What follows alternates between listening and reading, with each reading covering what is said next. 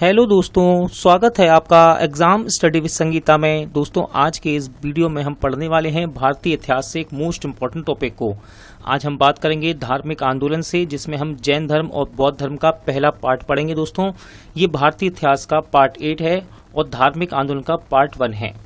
दोस्तों, इससे पहले हम भारतीय इतिहास के 7 पार्ट और अपलोड कर चुके हैं, जो कि MCQ फॉर्मेट में हैं, यानी कि आप उनको प्रैक्टिस कर सकते हैं। इन क्वेश्चन की सभी क्वेश्चन इंपॉर्टेंट हैं और प्रीवियस ईयर परीक्षा में पूछे गए हैं। आप किसी भी एग्जाम की तैयारी कर रहे हो, चाहे वो रेलवे का एग्जाम हो, SSC का एग्जाम हो या फिर किसी स्टेट लेवल का एग्जाम, जहां भारतीय इतिहास पूछा जाता है, वहां से धार्मिक आंदोलन से क्वेश्चन हमेशा 1 से 2 क्वेश्चन जरूर पूछे जाते हैं।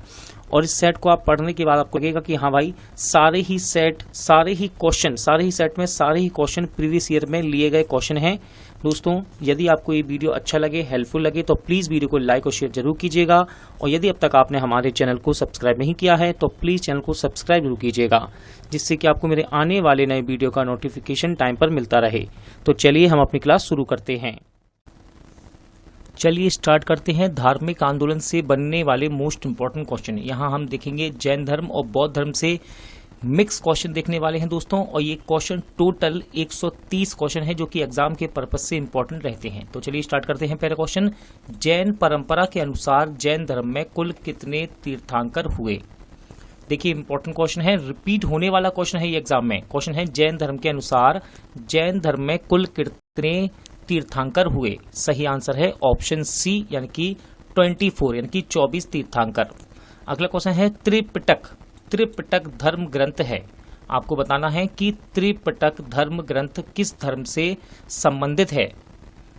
तो राइट आंसर हो जाएगा इसका बौद्ध धर्म से। ठीक है, ऑप्शन बी आपका सही आंसर है, बौद्ध धर्म से संबंधित है त्रिपिटक। देखिए कितना इंपॉर्टेंट क्वेश्चन है। SSC, रेलवे, RAS, RTS और MPPCS में क्वेश्चन पूछा गया है। ठीक है, इंपॉर्टेंट क्वेश्चन है, ध्यान रखिएगा। अगला क्वेश्चन देखते हैं, बुद्ध ने निम्नलिखित में से किस स्थान पर महापरिनिर्वाण, यानी कि निधन दोस्तों, जिसे हम मृत्यु कहते हैं, प्राप्त किया था? क्वेश्चन है, भगवान बुद्ध ने निम्नलिखित में से किस स्थान पर महापरिनिर्वाण, यानी कि मृत्यु को प्राप्त किया था? सही आंसर है आपका कुशीनारा। इसको कुशीनगर भी कहते हैं। ठीक है, आपको अधिकतर बुकों में कुशीनगर लिखा मिलेगा, लेकिन इसको कुशीनारा भी कहा जाता है, इस बात का ध्यान रखिएगा। इंपॉर्टेंट क्वेश्चन है। देखिए, SSC में 2 बार पूछा गया, रेलवे में भी पूछा गया। ठीक है, CPO में आया है, BPSC में आया है, CGPCS में आया है। ध्यान रखिएगा, इंपॉर्टेंट क्वेश्चन है। नेक्स्ट देखते हैं, किस शासक ने बौद्धों के लिए विख्यात विक्रमशिला विश्वविद्यालय की स्थापना की थी? क्वेश्चन है आपके सामने, किस शासक ने बौद्धों के लिए विख्यात विक्रमशिला विश्वविद्यालय की स्थापना की थी? सही आंसर इसका धर्मपाल।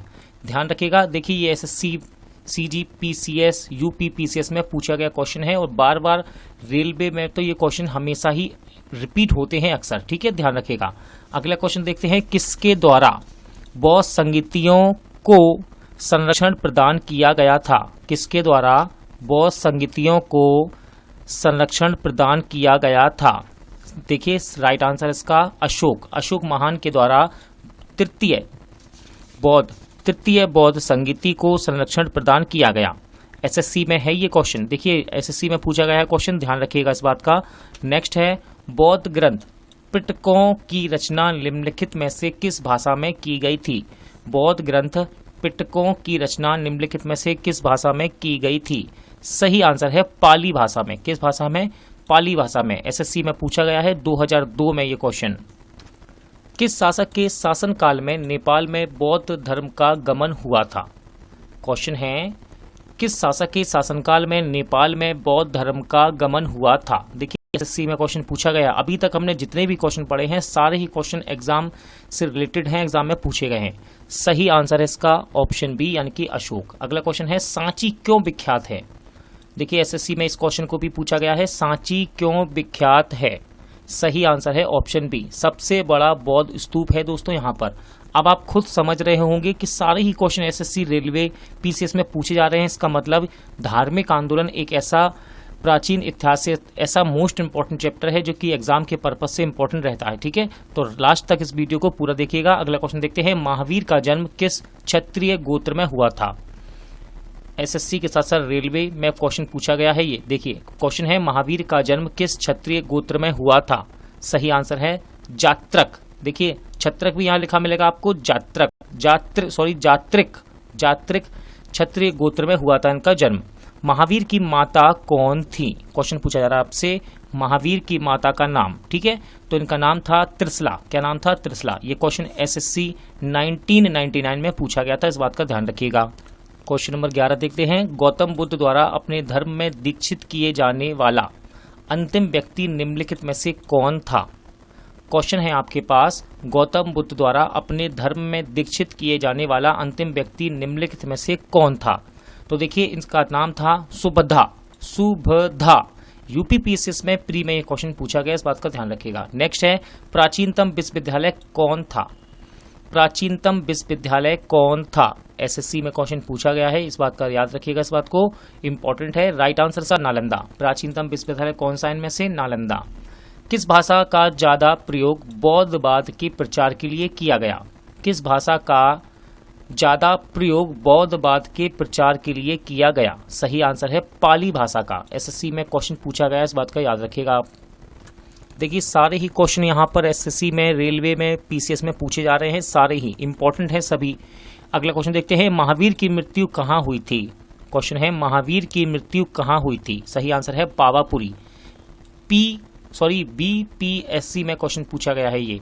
बौद्धिस्थित पद्मा पाणी का चित्र सर्वाधिक प्रसिद्ध और प्राय चित्रकारी है जो? क्वेश्चन है, बौद्धिस्त्व पद्मा पाणी का चित्र सर्वाधिक प्रसिद्ध और प्राय चित्रकारी है जो अजंता में है। कहां पर? अजंता में। मठ, मंदिर और स्तूप किस धर्म से संबंधित हैं? ये क्वेश्चन रेलवे में अक्सर देखने को मिलता है। मठ, मंदिर और स्तूप किस धर्म से संबंधित हैं? सही आंसर है बौद्ध धर्म से।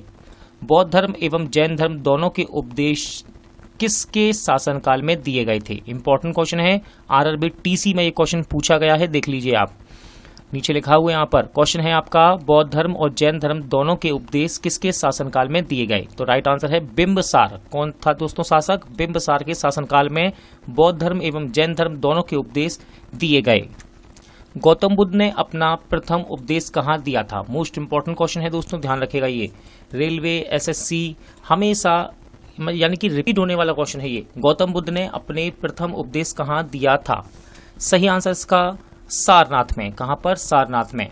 बौद्ध धर्म ग्रहण करने वाली पहली महिला कौन थी? रेलवे में क्वेश्चन पूछा गया है, टीसी टेक्नीशियन में। बौद्ध धर्म ग्रहण करने वाली पहली महिला कौन थी? तो देखिए इनका नाम था महाप्रजापति गौतमी। महाप्रजापति गौतमी। बोध गया स्थित है? क्वेश्चन है, बोध गया स्थित है। राइट आंसर हो जाएगा आपका बिहार में। कहां पर? बिहार में। जातक किसका ग्रंथ है?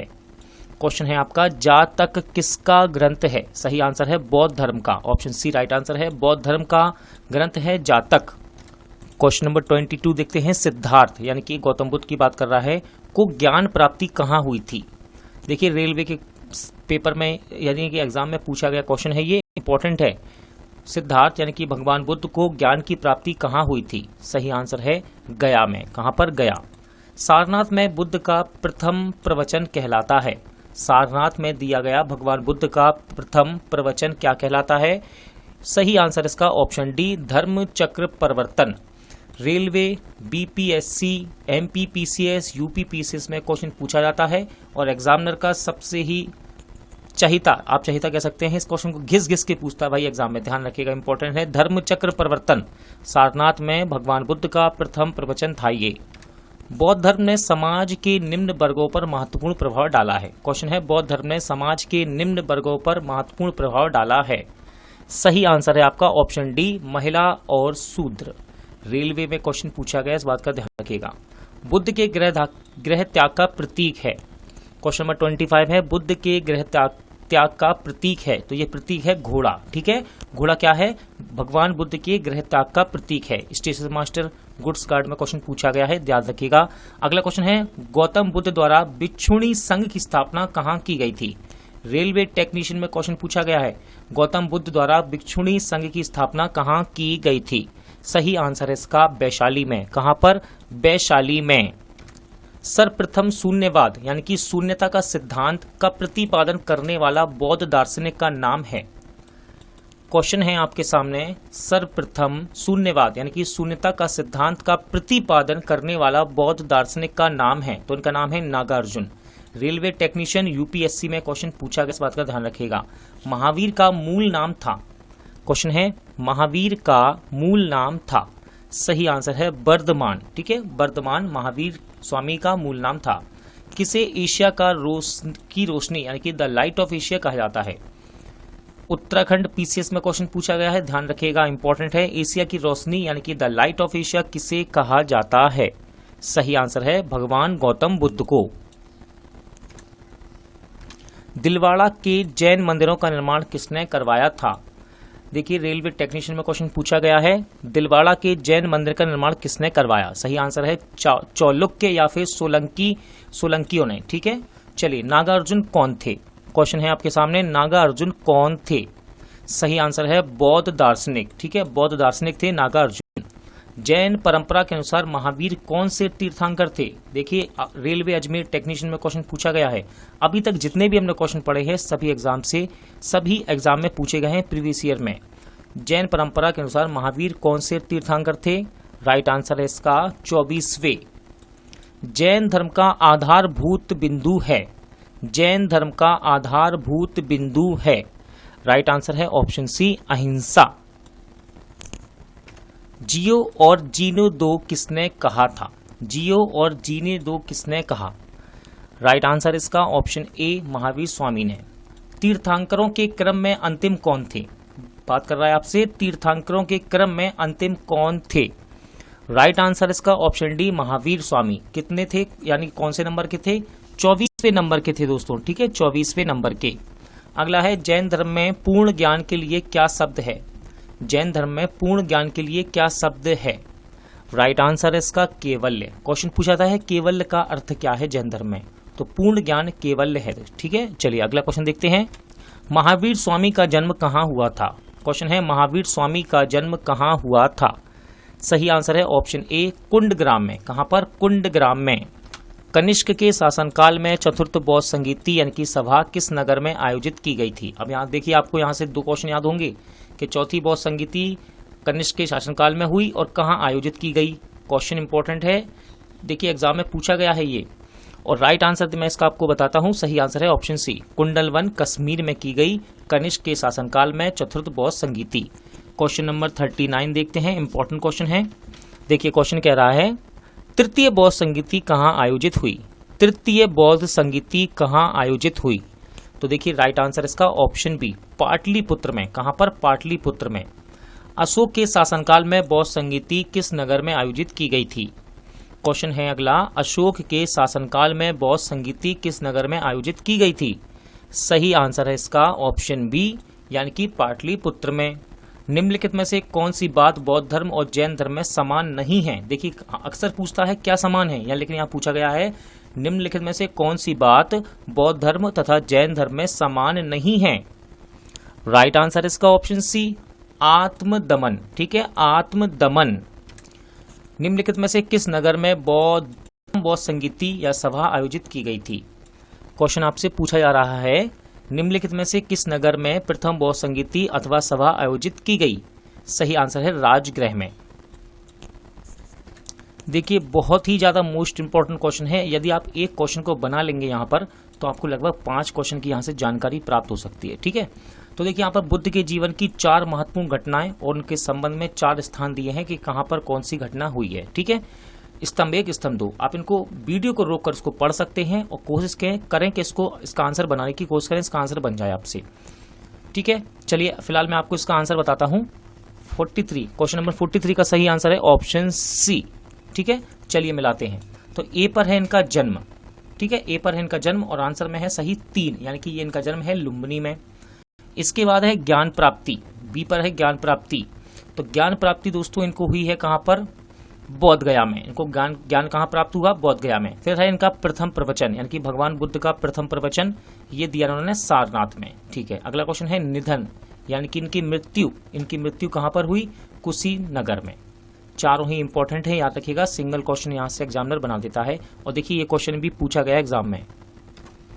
निम्नलिखित में से कौन सबसे पूर्वकालिक जैन ग्रंथ कहलाता है? निम्नलिखित में से कौन सबसे पूर्वकालिक जैन ग्रंथ कहलाता है? आंसर है 14 पूर्व। क्वेश्चन देखिए बीपीएससी में पूछा गया है, ध्यान रखिएगा। अगला क्वेश्चन है आजीवक संप्रदाय के संस्थापक कौन थे? आजीवक संप्रदाय के संस्थापक कौन थे? राइट आंसर है मक्खली गौशल। मक्खली गौशल ये कौन थे? आजीवक संप्रदाय के संस्थापक। दोस्तों आज का प्रैक्टिस सेट यही एंड होता है। उम्मीद करता हूं आपको सभी क्वेश्चन अच्छे लगे होंगे, समझ आए होंगे। पूरा वीडियो देखने के लिए धन्यवाद। जल्द मिलते हैं इस वीडियो के नेक्स्ट पार्ट के साथ।